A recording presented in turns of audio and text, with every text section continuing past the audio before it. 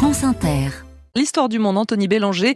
Au Japon, des blagues de mauvais goût se sont terminées au commissariat. Oui, plusieurs ont été arrêtés hier de ce que la presse japonaise appelle désormais du sushi terrorisme. Tout commence le 3 février lorsque 3 amis décident d'aller dans un de ces restaurants appartenant à une des grandes chaînes de restauration rapide japonaises. Vous savez, ces endroits où la nourriture défile devant vous sur des tapis roulants.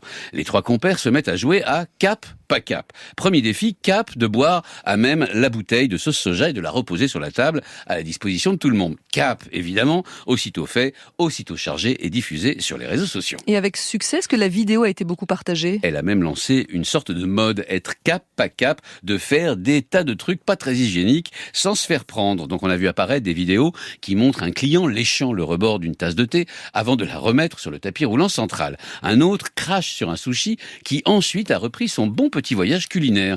Il y a aussi la technique du doigt mouillé. Vous la connaissez celle-là ?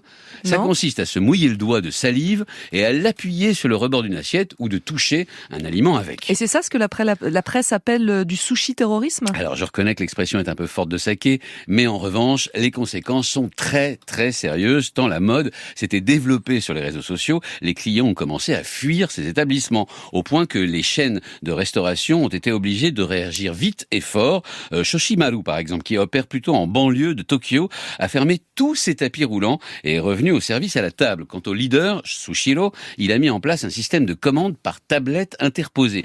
Il faut bien comprendre que l'on parle de chaînes de restauration multimilliardaires en chiffre d'affaires. La seule Sushiro réalise entre 4 et 5 milliards d'euros annuels. C'est simplement une histoire d'argent ou pas ? Oui, alors de tabou aussi, parce que ces vidéos jouent avec celui de l'hygiène qui est très fort au Japon. Les Japonais, vous le savez, ne se servent jamais la main et utilisent des masques au quotidien lorsqu'ils sont malades pour protéger les autres. Pas besoin de Covid pour les y obliger. Par ailleurs, il n'y a plus assez de jeunes, je ne cesse de le répéter au Japon, pour travailler notamment dans la restauration.